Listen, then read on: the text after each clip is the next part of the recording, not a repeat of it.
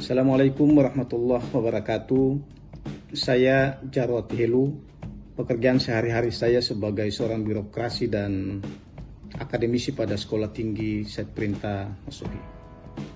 Saya mau menyampaikan potret perjalanan pemerintahan di Maluku di bawah kepemimpinan Bapak Gubernur Maluku, Bapak Murad Ismail, dan Bapak Wakil Gubernur Maluku, Bapak Barnabas Orno. Menurut pendapat saya, pemerintahan di Maluku dalam tahun terakhir ini berjalan sangat efektif. Good governance, pemerintahan yang baik, sudah mulai kelihatan di bumi Maluku ini saat kepemimpinan Bapak Murad Ismail dan Bapak Barnabas Orno ini. Oleh karena itu, banyak persoalan-persoalan yang selama ini dibahas, didiskusikan, dikaji untuk kemaslahatan masyarakat di Maluku, alhamdulillah sebagian besar sudah bisa diselesaikan oleh Bapak Gubernur Maluku. Yang antara lain ada beberapa persoalan besar yang sudah diselesaikan adalah sebagai berikut. Yang pertama menyangkut dengan lumbung ikan nasional Taulin. Di bawah kepemimpinan Bapak Gubernur Maluku, Bapak Murad Ismail, lumbung ikan nasional ini sudah dapat direalisasi oleh pemerintah pusat. Janji untuk Maluku menjadi lumbung ikan nasional, baik dalam bentuk regulasi maupun program-program kebijakan, alhamdulillah sudah bisa diselesaikan oleh Bapak Gubernur Maluku. Dan ini berdampak positif sekali bagi masyarakat dan investor di Provinsi Maluku ini. Lumbung ini tidak hanya bicara produksi ikannya saja, tetapi para nelayan di Maluku dan stakeholders lainnya benar-benar bisa mendapatkan manfaat dari ikan yang adalah milik kita masyarakat Maluku ini. Ini proses yang luar biasa selama ini dan alhamdulillah bisa diperjuangkan oleh Bapak Gubernur Maluku dan bisa diselesaikan. Kemudian yang kedua, menyangkut dengan Undang-Undang Provinsi Kepulauan. Selama ini menjadi perdebatan publik, perdebatan para akademisi, para LSM, pemuda dan sebagainya, para politisi di Maluku ini, memperjuangkan agar Provinsi Maluku ini bisa masuk dalam Provinsi Kepulauan. Alhamdulillah ini pun dapat bisa diselesaikan oleh Bapak Gubernur Maluku, Bapak Murad Ismail. Undang-undang tentang Provinsi Kepulauan ini sudah pada tahap final. Kita harus bersyukur kepada Allah Subhanahu wa Ta'ala karena perjuangan masyarakat Maluku ini sudah bisa terrealisasi menjadi Provinsi Kepulauan dengan dibentuknya Undang-Undang Provinsi Kepulauan itu sendiri.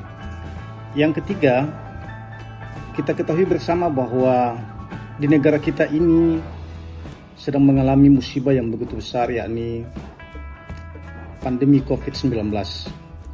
Dan ini pun sampai ke Provinsi Maluku. COVID ini juga kita masih dalam pandemi.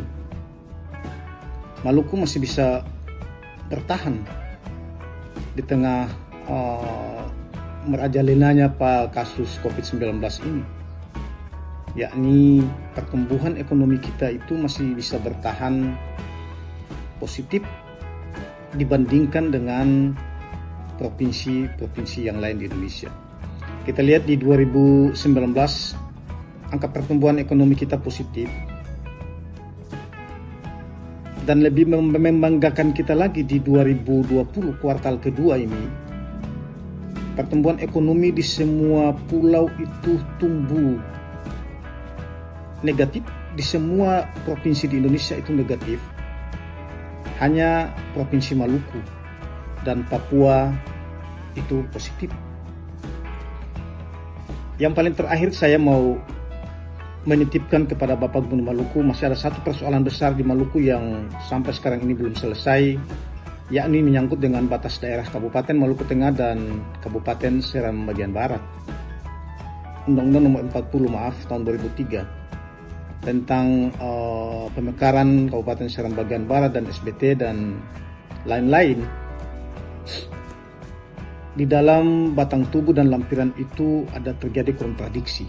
Oleh karena itu Maluku Tengah menggugat di Mahkamah Konstitusi karena di lampiran undang-undang itu bertentangan dengan batang tubuh pasal 7 ayat 4 itu sendiri. Maluku Tengah mengadukan ke Pengadilan Konstitusi, ya Mahkamah Konstitusi, dan keputusan Mahkamah Konstitusi menerima permohonan daripada Kabupaten Maluku Tengah, yakni batas daerah itu sudah disesuaikan sesuai dengan batang tubuh, yakni di Kalitala, bukan di Kalimalah, tapi di Kalitala. Oleh karena itu, yang menjadi persoalan sekarang ini adalah dikeluarkanlah Permendagri nomor 29 tahun 2010 tentang batas daerah. Di dalam konsideransinya sudah menyatakan bahwa undang-undang Permendagri ini, batas daerah ini sudah sesuai dengan Undang-Undang Nomor 40 tahun 2003 tentang batas daerah yang sudah dirubah dengan keputusan Mahkamah Konstitusi nomor 123 tahun 2019 bahwa batas daerah itu di Kalitala bukan di Kalimalah. Pasal 1 itu pun sudah menjelaskan bahwa Kabupaten Seram bagian Barat itu adalah kabupaten yang sesuai dengan Undang-Undang Nomor 40 tahun 2003 yang sudah dirubah dengan keputusan Mahkamah Konstitusi nomor 123. Namun pasal 2-nya yang bertentangan, tidak sinkron dengan pasal 1 dan penjelasan atau konsiderasi daripada Permendagri itu sendiri, yakni masih bertentangan dengan keputusan Mahkamah Konstitusi nomor 123 tahun 2020 itu, yakni masih di Kalimalah bukan di Kalitala. Oleh karena itu, yang terjadi, fakta hukum yang terjadi sekarang ini, memang kami sudah melakukan banyak sekali pertemuan baik di provinsi sampai di pemerintah pusat. Dan terakhir kami lakukan pertemuan yang difasilitasi oleh Menteri Sekretariat Negara. Dalam pertemuan itu ada Mahkamah Konstitusi, Mahkamah Agung, Kemendagri, Sekretariat Negara, Menko Polhukam, dan kementerian lain yang terkait. Di situ telah menyetujui dan menjelaskan bahwa memang keputusan Mahkamah Konstitusi itu final. Undang-Undang Dasar jelas sudah menyampaikan itu, undang-undang tentang kehakiman dan undang-undang lainnya tentang peraturan perundang-undangan pun menyatakan bahwa keputusan Mahkamah Konstitusi itu final. Oleh karena itu harus kembali Permendagri itu direvisi sesuai dengan keputusan Mahkamah Konstitusi, yakni di Kalitala bukan di Kalimalah seperti yang sekarang ini.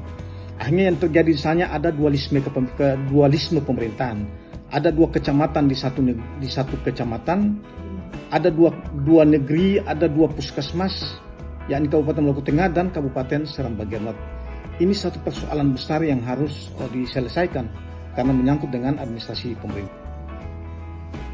Oleh karena itu, mari kita doakan, kita berikan support kepada Bapak Gubernur Maluku agar lebih meningkatkan lagi kinerjanya untuk membangun Maluku ini demi kemaslahatan masyarakat di Provinsi Maluku yang sama-sama kita cintai ini. Kita tahu bersama bahwa Bapak Gubernur itu bargainannya kuat di pemerintah pusat, dan ini menjadi modal besar bagi Provinsi Maluku untuk bertarung, untuk merebut kebijakan-kebijakan strategis nasional untuk membangun Provinsi Maluku yang kita cintai ini. Kemudian Blok Masela, satu program juga, satu perjuangan Bapak Gubernur Maluku juga tentang pembagian hasil. Alhamdulillah beliau perjuangkan itu pun bisa terrealisasi. Patut kita banggakan Bapak Gubernur Maluku ini di dalam bargaining position di pemerintahan pusat untuk bagaimana menciptakan kebijakan-kebijakan yang mengarah kepada pembangunan di Provinsi Maluku ini